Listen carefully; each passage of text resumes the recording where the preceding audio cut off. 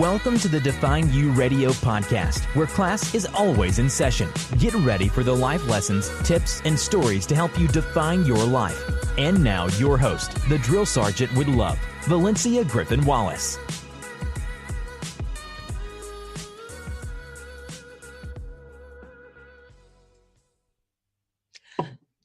Thank you so much for tuning in to another session of Define You Radio. I'm your host, Valencia Griffin Wallace. Class is in session today with our guest, Miss Shanna DeWitt of ShannaDeWitt.com. That's where you can find her. She is a business strategist and coach that helps entrepreneurs, and y'all know I have a hard time with that word. Y'all know. She helps business owners, how about that one, align who they are with what they do as they go through transitions in their business. And you guys, we always go through transitions from startup to middle to ending.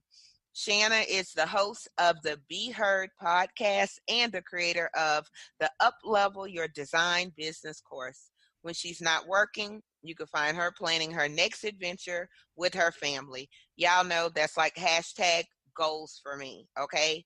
Goals. With that being said, let's go ahead and welcome Miss Shanna to the show. How are you doing today, Miss Shanna? I'm doing great. Thank you so much for having me. I'm really excited to have you on. Number one, you know, I'm all about family adventure, okay? But the fact that you are a business strategist, now, what exactly is that? So a strategy in its simplest form is really just a plan. So I think that word can sound, kind of big and hefty, but really when you work with a strategist, they help you create a plan that has steps and small pieces so that you can actually reach your goals. So it's part goal setting and part developing the plan to reach those goals. Awesome. And we're definitely going to go back and touch on that. But first, I want to kind of jump off and talk about obstacles. In the pre-show interview, so to speak, you mentioned that your biggest obstacle was your mindset. Is that a now thing or a past thing? Well, I call it mindset work because it really is. I think that mindset is something that we have to work on every single day. Even people that you think, well, they must just be floating on a cloud, probably have done a lot of work to get there and continue to do that work. And I find that that is something that is really common in all entrepreneurs because you have to get so vulnerable. I feel like if you want to do some work on yourself, just start your own business. And that was the one thing that I didn't expect. I was thinking about things like, can I get clients, and how I would take the systems that I had used in my job as an art director and transform those to working with one-on-one. It did not occur to me that I would have to do all this mindset stuff. And specifically, the problems for me were showing up because I'm great in a crowd, in a boardroom, like no problem. But getting online and being visible, like on the internet, was so intimidating and so hard. And all these fears started creeping in, like people won't like me. They're going to hate my Southern accent. They're this and they're that. I mean, those are real things that I've really thought about. My voice is too nasal. My mom said something to me about that when I was a kid, and I've just never forgotten it. So all these kind of things, right? Other things would be everything's great when the money's flowing and the clients are there, but what happens when they're not? Like, how do you not take that personally? How do you not feel like a failure? And how do you pick yourself back up again and find some kind of separation between the two and really be able to define success and just like get up and put your big girl pants on? Those are all mindset issues that I don't think that people talk about enough because I was completely unprepared for that. And that's why I say it was the biggest obstacle, because I feel like if I had been able to work through those sooner, then my business would have grown faster. Wow. Thank you for your transparency, number one, because a lot of times people that's in this quote unquote space are all, yes, everything's great. And you follow these steps and everything, you're confident and all of that. But one of the things that you said was about your accent. And what's funny is my accent because my audience knows I'm very Southern. And my accent kept me from speaking a long time. And somebody even said, Valencia, your voice is really heavy and it's really this and it's all of those things that I never thought about before.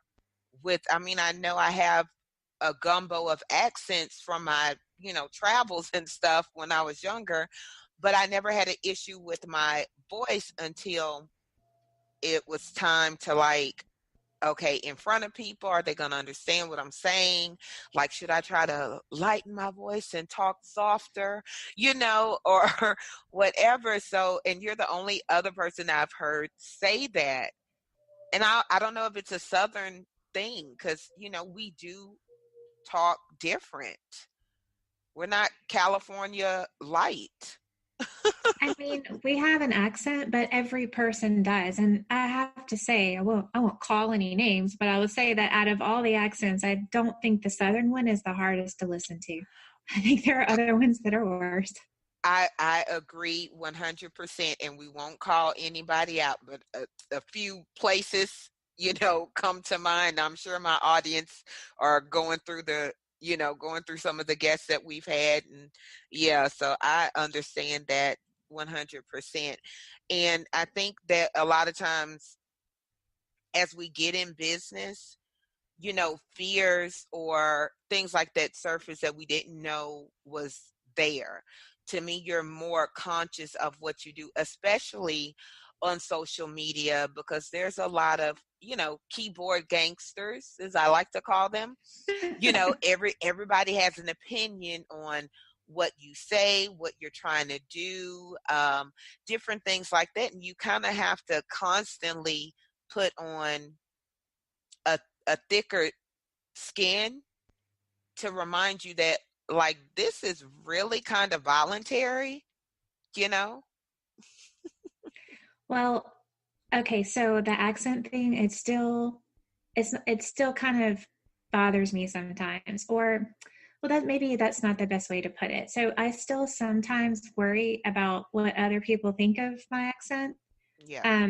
Because you've probably experienced this at some point or another, but people can be very condescending Yeah. once they hear the Southern accent, like you're stupid or you don't wear shoes, or I'm not really sure what they think. But I went to a conference once and I wore a t-shirt that I made myself, and it's with one of my friends, and it said, "Yes, I'm from Mississippi, and yes, I wear shoes." Because I thought, like, I'll just put it out there. And it was fine. It was I wore it to a little mixer, so it was a good conversation starter. But so even though I feel like that sometimes, and I kind of worry about it, the other part of me knows that if you're not really being yourself, whatever that looks like, you're never going to be comfortable. And if you're not comfortable, then you're not able to talk about your passion and your mission like you really want to. So basically, even though I worry about it sometimes, like sometimes that fear creeps back in, the overall thing is, like, I don't have time to be somebody else. I don't. And so I'm just going to be myself. And if you like it, you like it. If you don't like it, that's okay too. Because I'm actually fine with that. I realize I'm not everybody's cup of tea, and I'm totally fine with that. But what I don't like is the uncomfortable feeling of trying to be somebody that I'm not. I love that. I love it. And who knew two Southern women would be able to have this conversation? But what's funny to me, you don't have an accent. But you know what I hear all the time, being from Louisiana, people expect the accent they hear on TV. And so they know I'm Southern, but they can't pinpoint what part of the South. And then when I say, well, I'm from Louisiana, oh, well, you don't sound like somebody from Louisiana. Well, what exactly do we sound like? Or a question I used to get all the time, like, is it true y'all still have plantations there? Like, which I'm like, yeah, but yeah, we don't have slavery though. I mean, like, what are you asking me? So it is, and I do understand, like, people assume, when you're from the South, certain things about you, like, oh, so do you have any and you didn't bring any boudin? Like, do you think that's all we eat? Do you think I carry it in my purse? I don't even eat hot sauce. Like, all those things are going through my mind.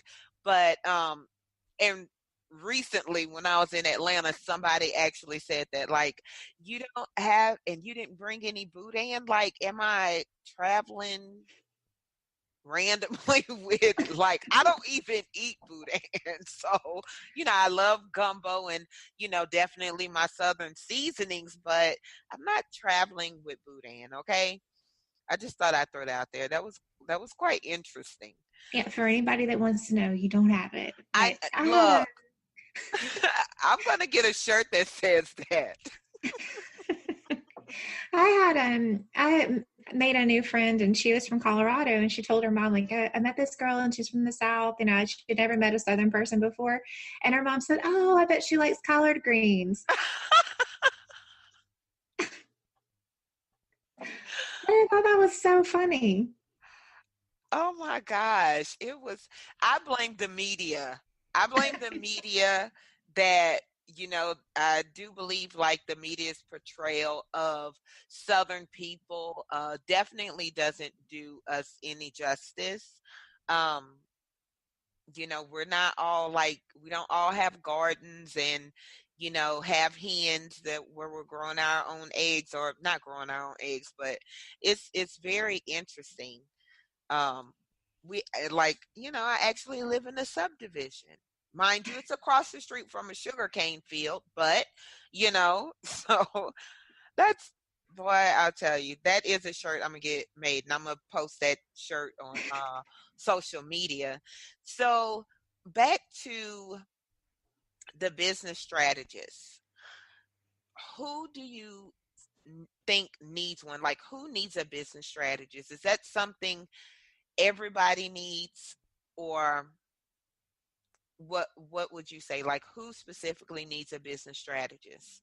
Well, I think that everyone can use a business strategist, but there are definitely certain times in your business where you need one more than other times. And with my strategy, I mix it with coaching so that you have someone who's supporting you the entire time. So you have someone to call when some of that mindset stuff comes up and you are feeling hesitant about making a sale, or posting something on Instagram, or whatever that might be. And you also have someone to kind of push you when you need to be pushed, because we don't wake up and say, I want to be uncomfortable, but you know that you have to go get uncomfortable sometimes, because that's usually the place where you have the most opportunity for growth. Um, but I'll give you an example of some of the things that someone might come to me for.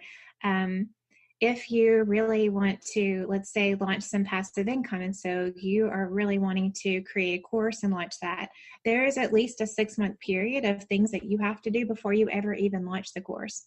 And so when you work with a strategist, they can break all of that down for you so that you know exactly what you have to do every month, every quarter. You have monthly goals, quarterly goals, so that you're actually going to meet that and make it happen, because a whole lot of work goes into launches. So not even just creating the content, but creating the launch. You also have to build up your email list, and there's so many different things. And so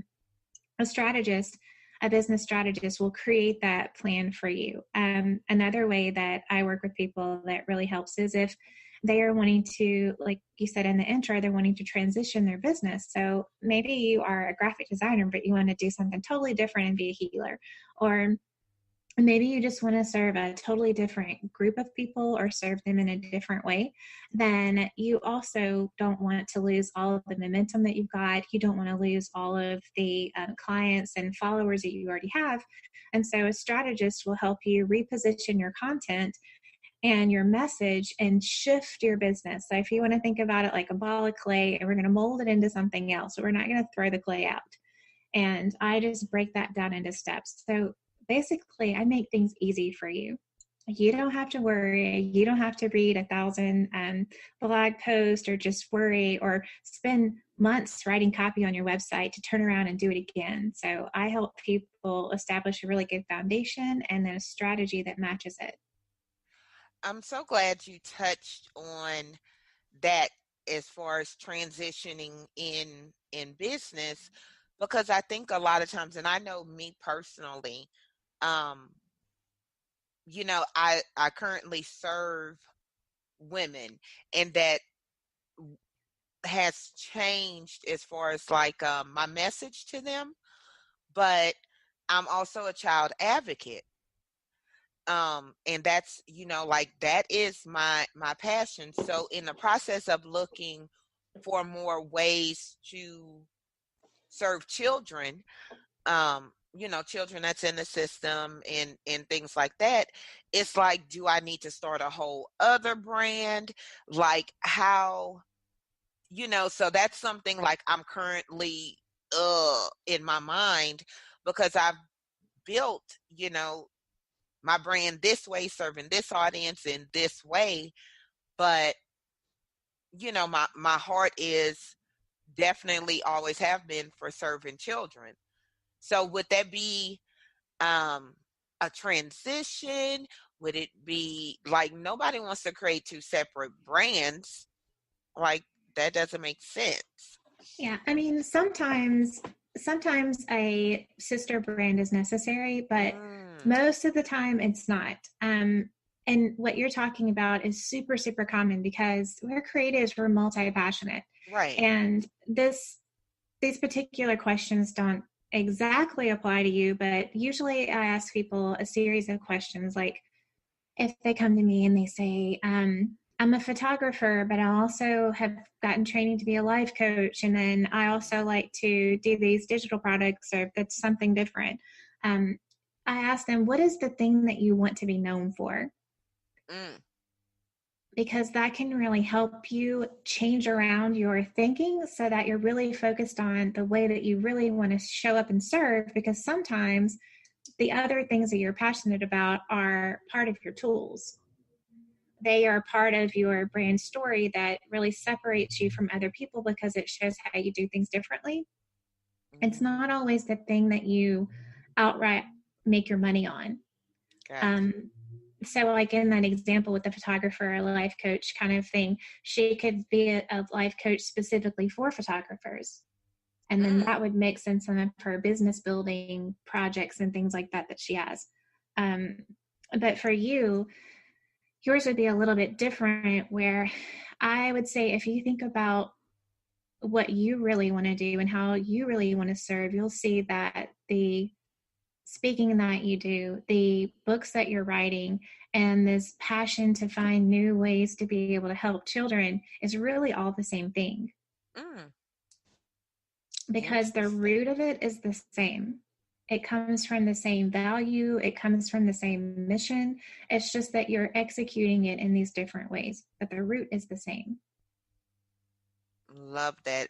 So this is why I call the show Classes in Session, because I'm constantly learning and taking notes. And I know one of the things I see a lot, and then, I definitely want to touch on brand messaging, but one of the things I see a lot with women, they, want to jump head first. And I say women because that's primarily who I deal with.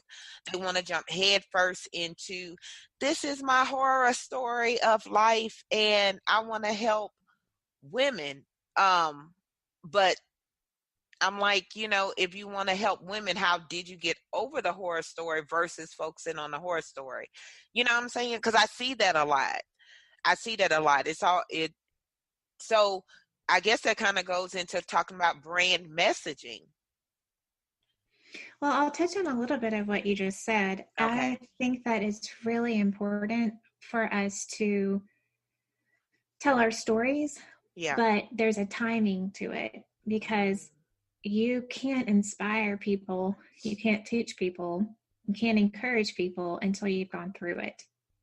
When you're in it, it's not the time to tell your story. It's the time to look for help and support, but it's not the time to share in a way that you're trying to inspire and help other people. So that's a little piece of it. Is just waiting until you have the right time, and then The other thing that's really content specific about stories Mm-hmm. is that your about page, your brand story, that needs to be relevant to the people. So you may think, wait a second, Shanna, that's supposed to be about me. It is about you, but it's about you as it relates to your customer, because they want to, they're thinking about themselves. I mean, they're coming to you for something, right? I mean, that's obvious. So they want to see themselves within your story. They want to be inspired by your story as it relates to the problems that they're having themselves. So while it's great, and I'm not saying don't share things that are personal about your personality, like things that you like or that kind of thing. I'm saying that in the bigger scope of things, people don't really care about that. Mm. You know, they do. Not like they don't want to know anything about you hit the nail on the head. Because even when I hear, because I'm a writer. I said by nature, that's my thing since I was 8 years old.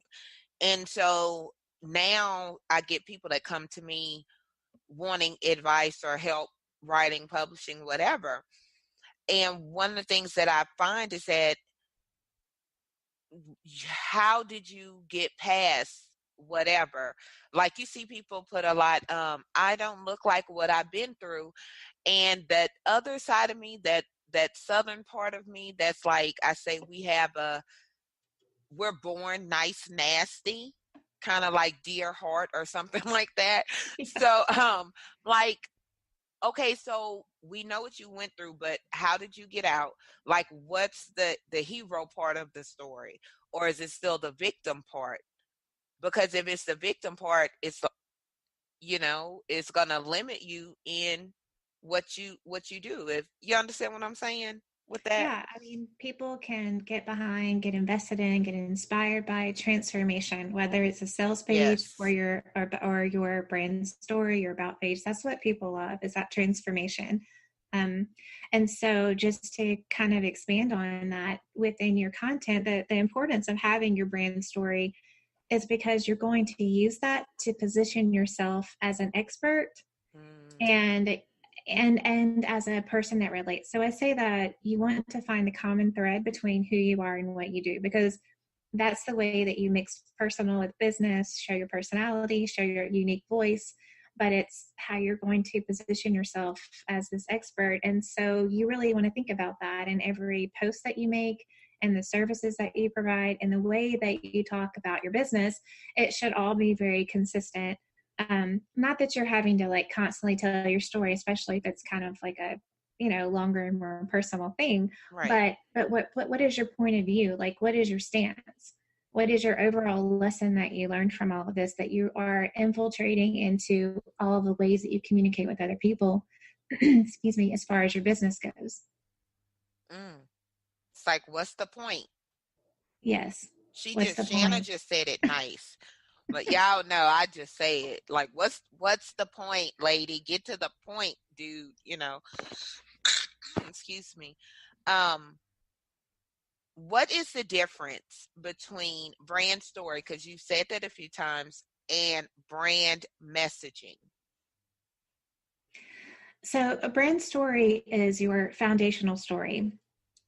It's kind of like you said, that like the hero's journey, right? So in your brand story, you're telling your why. It's basically the story of your why. So it's what got you into what you're doing right now, and then where have you gone from here? So this is why I do what I do, and now that I've learned all of these things, this is how I serve people. And that's really your brand story. And your brand message is a smaller piece of that. So it's a more concentrated version of that. So it's going to be your mission. It's that mission, like I was just talking about, that you want to put into everything that you do. Like, for example, my work is very much about connecting with your values and blending who you are and what you do, instead of trying to like separate those things out. And a lot of the work that I do is all of it really is focusing on those values first, so those brand foundations, and building from there, like using that as a map to grow your business and keep yourself really focused in on who you are and your brand message. Because When you are very clear on that, then other people are too. Love that. Love that. Do you see a lot of people doing it wrong as far as telling their brand story, the messages they're putting out there? Do you see, as because I'm sure being a business strategist and dealing with that whole thing, you have a different eye. So do you see somebody's stuff and like, okay, what? Do you ever do that? I don't want to say that somebody's doing it wrong, Right. but because I'm nice, I wouldn't say no. I mean, um, I wouldn't say that people are doing it wrong, but I would say that you'll know if you are because it doesn't feel right. Mm, Because when you are so super solid in who you are and what your message is, you know what to offer, you know how to talk about your business. There's never that point where you're not sure, like, you know what to post on social media because you have such a clear message. You're saying the same thing over and over again. When someone asks you what you do, you immediately tell them. There's no like awkward pause where you're not totally sure. And, a lot of people have a brand message that we may not like. And that's kind of right. another thing to notice when you are, well, I'll just say for me, I'm not really into this, into people that really promote themselves as being like luxury or glamorous Yeah. because like I don't really identify with that.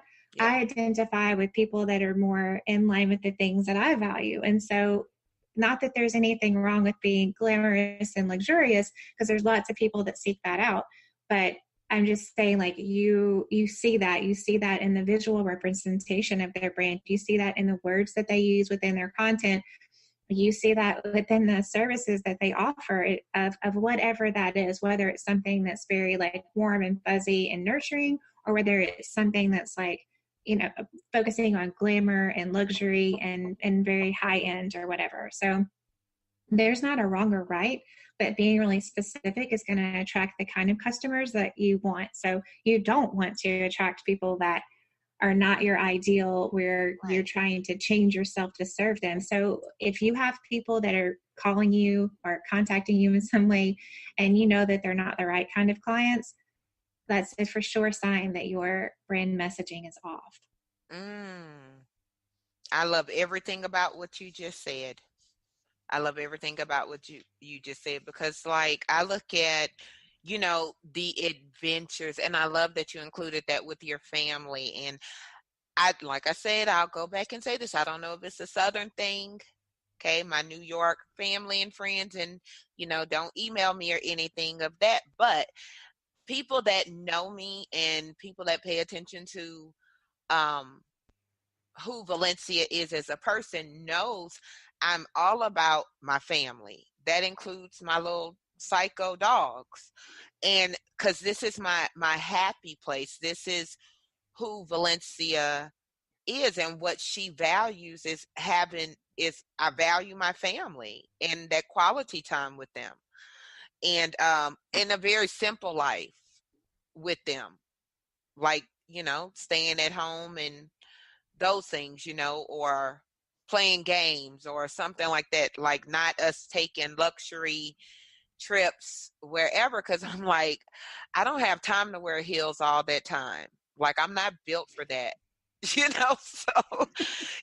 I love that you said that and now it makes sense why some brands that other people like, oh my gosh, this other people find really fabulous and everything else. I look at it like I don't know. That's like not me, not what I value. So as we're talking about values, and I want to know how did growing your business around your values, how did it change you, change your business? Um, because values are important, especially in business growth. So let's talk a little bit about that. So like a lot of entrepreneurs, I started off doing something different. So I did branding and web design, and I tried a lot of different things. So the first thing that I did was transfer what I knew that I was good at. So I did branding and web design. And then did that for a little while, and I got a little bit more specific about what that was going to look like. And then I got more specific about who that customer was going to be. And then I kind of came to a holding part where I had to make some different decisions. And that's when it kind of clicked in with me about the values. So I was using that to help my clients do their branding. Like that's part of their whole brand foundations, really getting to know you, to create a brand that, that mirrors that.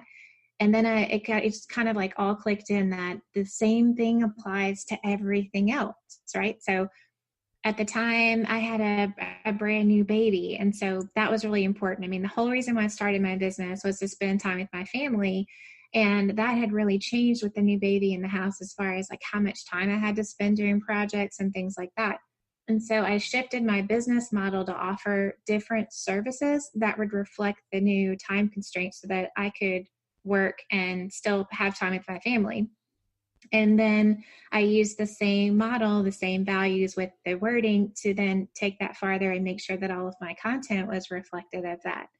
And it became this whole blueprint for being able to grow my business. And it reminds me of when you take little kids bowling and they put up the bumper so that they don't throw the ball in somebody else's lane. Essentially, you're creating bumpers for your business so that you can also have the freedom to throw out ideas, because we're creative, right? Like we want to try new things and still be able to find a bumper so that you're not just like throwing your stuff in somebody else's lane. So you're in your own lane, but you still have some freedom and flexibility at the same time. One of my values is adventure.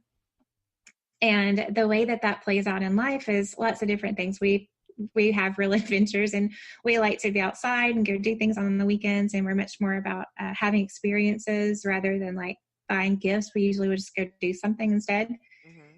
And in my business, I like to be able to experiment and try new things. And also every time I have a new client and we get on that first call, like I'm so excited, and it gives me a little high the rest of the day because I really love people, and it's like an adventure to get to know this new person and start thinking about all these ideas that I have for their business.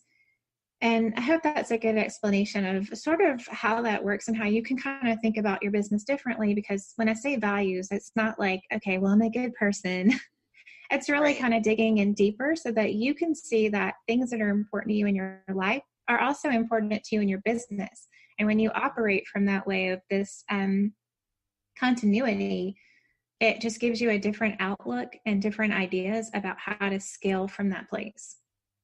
And it makes sense, because a lot of people start businesses with the intent of, I need more time with my family. And the business, because it's not built around that value, it's just a business, ends up taking more time away from their family. And then you'll see later in life they're getting a divorce or something like that, because the original reason why they started the business, they didn't hold true to their values, Yeah, and it's another way when I mentioned like staying in your own lane. It's very easy to get sidetracked and to compare yourself to other people, to absorb other people's ideas. And while there's so much information out there that's very useful, you need to incorporate that into what you already have. And so when you are really clear about, again, your branding, your message, and your values, then you can absorb some of that stuff instead of letting it completely throw you off course or feeling like you have to try something different every week, or even just wasting time doing things that don't feel right for you. Like you hear a lot about, and I think it's kind of calmed down a bit, but I would say especially maybe a year or two ago, it was all about, let's be hands off in our business. Let's automate everything so we can scale like crazy and all this kind of stuff. But now you're kind of seeing people turn around and want to be more hands-on. Well, I know for myself, while I do have a course, it's because I felt like I had something to offer someone at a lower price point, and I want to help and work with as many people as possible. But I love working one-on-one. That's what I love to do. That's what makes me feel good. And so I'm not going to be sidetracked and try to think of different ways that I can scale and work with 5 times as many people, but not be present as much, because that's not what I want to do right now. I love that. And you're right. Everything was exactly how you said, but I think even as I look for, one of the things I like about people is when people email me or even inbox me on social media, it's always funny, not so much now, but like you said, maybe about a year ago, give or take, people would like, actually, is this really Valencia? Because I guess they were just used to a less hands-on approach. And to me, I'm like, who else would it who else you know who else would it be? I'm not, Oprah or Tony or Lisa.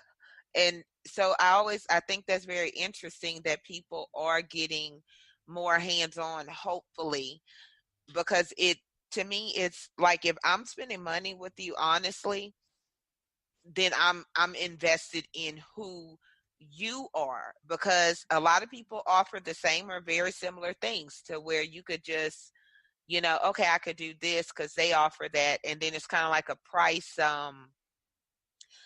price competition situation. But when somebody invests in you, kind of like that know, like, and trust factor, like, yeah, I would probably like a little time. That's just my personal feelings. But then my friends say sometimes I could be the needy friend. But I'm an Aquarius and I'm a creative, so we're our own special kind of people.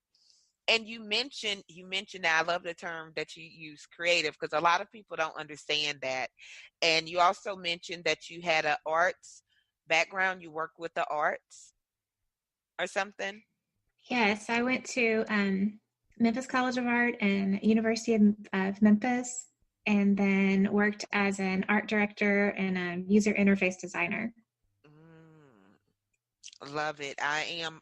So what aspect of art? Because there's so many different aspects of art. What aspect of art was your favorite, or had your heart, so to speak? That's actually really funny because I went into college with a double degree in graphic design and photography.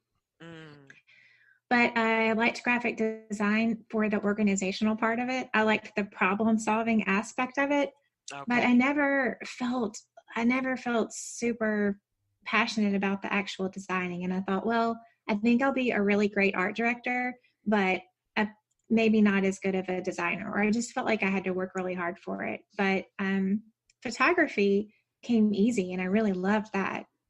So it's kind of funny. Like, I went into it with a very practical kind of mindset about it, and Yeah. I'm glad, because it led me to where I am today, which is doing coaching and strategy, and I 100 million% love that. So I'm glad. But I think if I had it to do over again, I would have rather taken a few more risk, I guess, or my fit version of risk, and done something that I was more passionate about from the beginning. Yeah. I am. I think, I don't want to say most people, but to me, we all have a creative side, just in different areas. And if we learn to bring that part into not just our business, but our personal lives.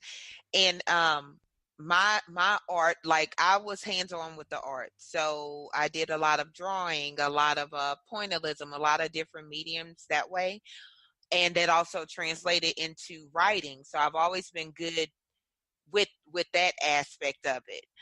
And now, because I'm a very visual person, when I write, or even when I do interviews, like, I could see, okay, taking notes, okay, I know where to go next. I know how to pull the questions out. So I could see where my experiences in art is still very present today. And it sometimes it amazes me, even my eye, when I look at things, when you have an artist's eye, and when you create graphics, or you do whatever, or you get a book cover done or something, your eye is different than people that have yet to explore that side of them, if you know what I mean. Yeah, and I think creativity is just problem solving. I Yeah, 100% believe that everybody is creative. I mean, mathematicians, they're creative, and you might think, well, that's not creative, it's not art. But it's that problem solving, it's that space where you're figuring something out. And that's why I also think that art is great for everyone, yeah, whether you think you're good at it or not, because it's just about fueling your creativity for something else. So like especially when I was doing a lot of web design, that's so structured. And so I really yeah. needed something that was different than that. And I did a lot of abstract painting just for Really? I think I've tried, but I'm OCD. So that didn't work well with me trying to do abstract because I'm very, orderly by nature. And I've tried because I love the outcome when I go to museums and trying to figure out what the picture is or whatever. But whenever I've tried to create something abstract, it like burns my eyebrows. I don't know what other way to say it. Like, oh my gosh, this is not gonna work. But I love that. I love plays and the lighting with plays and things like that. Like to me, when you explore that side and let that side really explore you, it opens you up to knowing who you are in your personal life and in business, which brings me to being in alignment with your business. If you could expand on that part when somebody's not in alignment with their business. And you kind of touched on it earlier when you said if you're doing like if you're doing it wrong because it doesn't feel right, which I loved. I totally wrote that down. But let's talk about being in alignment with your business. So you know that you're not in alignment when you are pushing yourself in a way that really doesn't feel good. It feels super hard. It consistently feels hard. So for example, a friend of mine and I just started doing these Instagram lives every week on Friday. And I was so nervous about it. I felt like that was something that I really needed to do to get more visible, really show Yeah. up in a different way. And I had to just make myself do it. Oh my gosh, I didn't want to do it. But after a couple of times, it was really easy. And now, believe it or not, I look forward to it. I really do. I look forward to it every Friday. We just get online and talk for like 10 minutes. But if I were to continually feel not good about that, if it was hard every time, then I would know that that was not in alignment with who I was and how I wanted to do business. So there's a difference between being uncomfortable and things being unnecessarily hard. So if you are making yourself do something like, let's say you don't love to write, but you're making yourself write these really long posts and it's taking you forever and you just kind of hate it, Yeah. that's not in alignment with who you are. So anytime you have that feeling, you just need to question yourself about, am I just uncomfortable?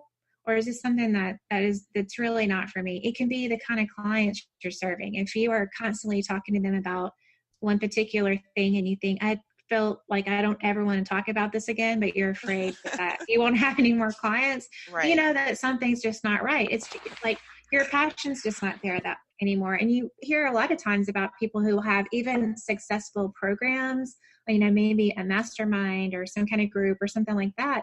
And they shut it down because they finally just accept the fact that that's not where they are anymore. And it just doesn't feel good. So that's a little bit more detailed about what I mean as far as not feeling good.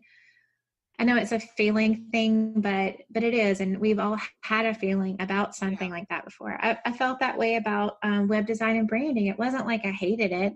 It Right. wasn't like I won't do it, because I do. I still take on some of those projects as I'm transitioning my own business. But I know it just wasn't for me anymore. It just wasn't the thing that lit me up. And so when we can get back into alignment, things should be easy. It should be easy Mm. for you to know, like, oh, this is a really great idea in a way that I can reach more people. This is a really great new service that I could offer that I really think will be good for my people. When you're in alignment, it's a lot easier. So it challenged everybody to really think about that. Is it uncomfortable, or is it unnecessarily hard? I love that. I love that so much. And I wanted to real quick because I will do a Facebook Live. I do more in my private group. But for some reason, whenever I think about doing Instagram live, I'm like, no, why? So is it, have you done Facebook Live? I'm sure you have. Let me think. I don't think I have actually. Oh, really? No, I don't think I have. I'm really not on Facebook very much. I don't have it on my phone. I I just don't do Facebook very often. I have a few groups that I get into and chat, but I don't really do much with my own group or my But own you're page actually. you're mainly primarily on Instagram? Primarily on Instagram. Okay, so of course it made sense to have do the Instagram live because I really want somebody that could tell me the difference, and I also think it's with the age group you serve as well, and who you are. Because I'm not going to guess your age, but I'm in my 40s, so which I'm very proud to say, 42. So, so Facebook is like that comfortable space for me, which is probably a problem because I'm comfortable there. But Yeah. that's where the audience that I serve, like I'll peep on Instagram, but when I don't watch Instagram lives, Facebook Live is like my jam. I can handle it. I know how to maneuver around there. And a guy friend of mine who's an actor, he doesn't even have a Facebook page, which I told him he at least needs one because he's all about Instagram. But he said something to me. He was like, well, I don't think I would enjoy it. And if it's something I think I'm not going to enjoy, I'm not going to do it. And I'm like, what? A You really know? good point though. And it makes so much sense when he said it. But then my business mind kick in. Like, for business, wouldn't you want to be on Facebook too? But everything you said just made what he said right. And I won't tell him that though. I will not tell him that, you know? So, business is hard work. I think people underestimate the work that goes into business because everybody has a side hustle, you know? And so a lot of times people will say, well, look at your business as a side hustle and vice versa. What is the business? What is the business? What is the difference between business and side hustle to you? And do you think people underestimate a real business? I think the difference is mostly just your own mindset because, I mean, there's a difference between a business and a hobby because a hobby is not something that you make money on. So that's pretty clear. But I think the intent is about you because if you're a side hustle, it could still be more of a hobby, like maybe you're making money on it, but you have no intention. It could be an outlet for you, and that is totally okay. I had an Etsy store for a long time when I was doing all the abstract painting. I had an Etsy store, and I didn't think that it was going to be replace my regular income or retire my husband or anything like that. It was mostly just for fun. But so I really think that it's about you and what you're going to do because lots of people start their business on the side and they wait until they can replace their income and they quit that job. I know people that have two really successful businesses because one is their full-time job and one is what they call their business. But hours wise, or since they have a full-time job, other people may just consider that a side hustle. So I really just think that's you and your mindset on how you view that because that's going to depend on everything that you do, like how serious you are about it, how much time you put into it, how often you share it, how much you talk about it. If you have a side hustle that you're intending on replacing your full-time business, then when you meet people, you tell them what you do and you tell them the side hustle do, not the teacher do. I love that clear distinction. I love that because I've thought about setting up an Etsy store. I don't know why, but it just seemed like, something to do. But in my mind, I'm like, Valencia, you don't want to start a whole other business, but that could just be a little project. So thank you for clearing that up. I mean, it could totally be part of your creative outlet. Like you don't know what that might lead to. So I am fueled by curiosity. So I am willing to step in and take a look around pretty much anything. But I'm also very, very grounded in my message of who I am and what I'm doing. I do I've I take Arbonne and Juice Plus, and I tried to sell it. I really wasn't very good at it, but I didn't introduce my. I'm not good at it at all. But that's not why I got into it. I got into it because I love the products and I wanted a discount, right? Because people want discounts. And but you know, when I got introduced myself, I was focused on my design business. I wasn't focused on trying to be the next Arbonne MVP or whatever they're called. Right. So I think it's about your mindset. So you need to put your energy and your focus into the thing that you want to be known for. Love that. Great clarity. So from your mindset to business strategists and helping other people. And we know this whole journey could be frustrating. What kept you motivated along the way?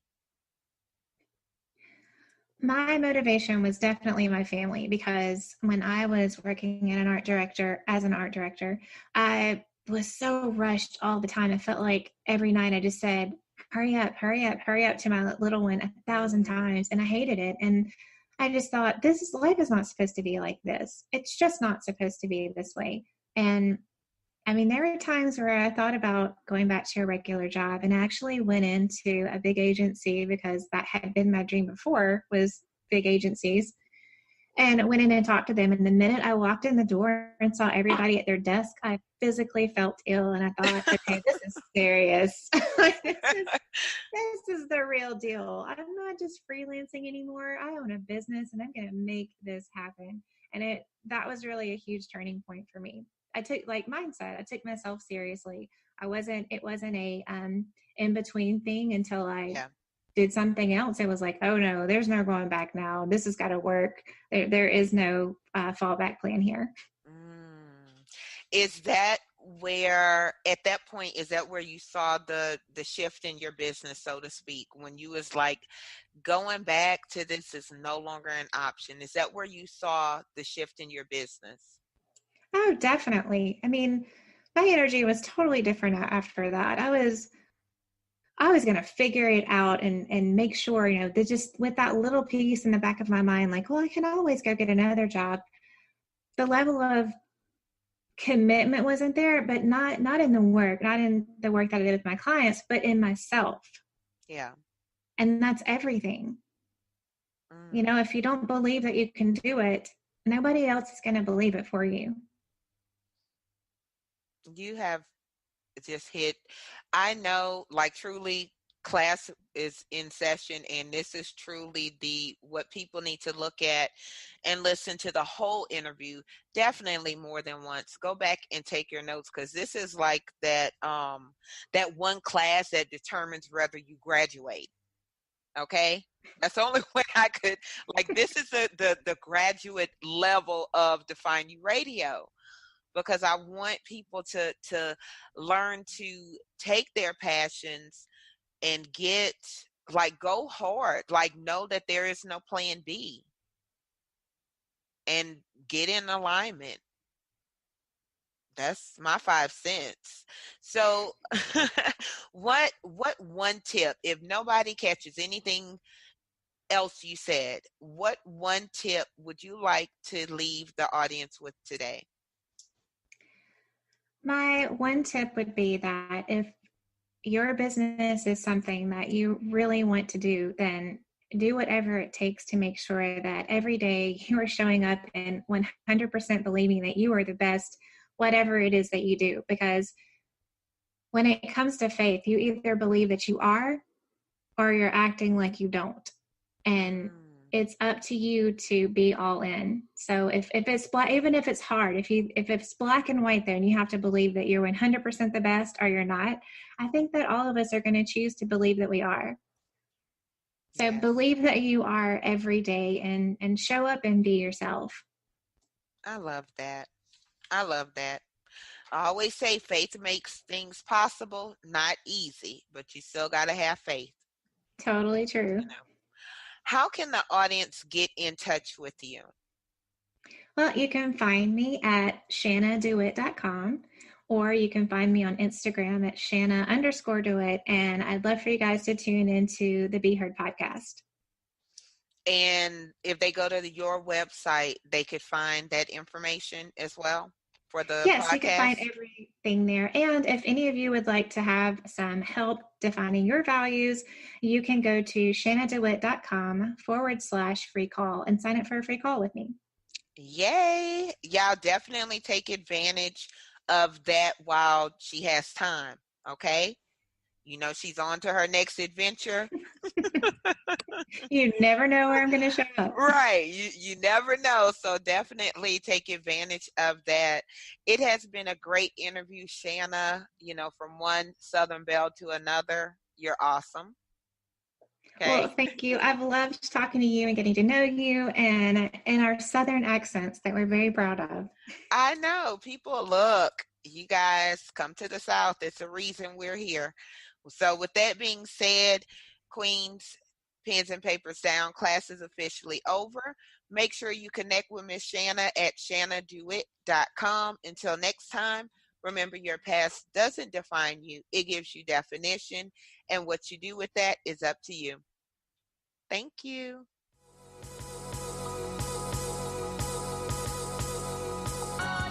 Thank you for listening. Connect with the show at the Define You Facebook. Until next time, remember your past doesn't define you. It gives you definition, and what you do with that is up to you.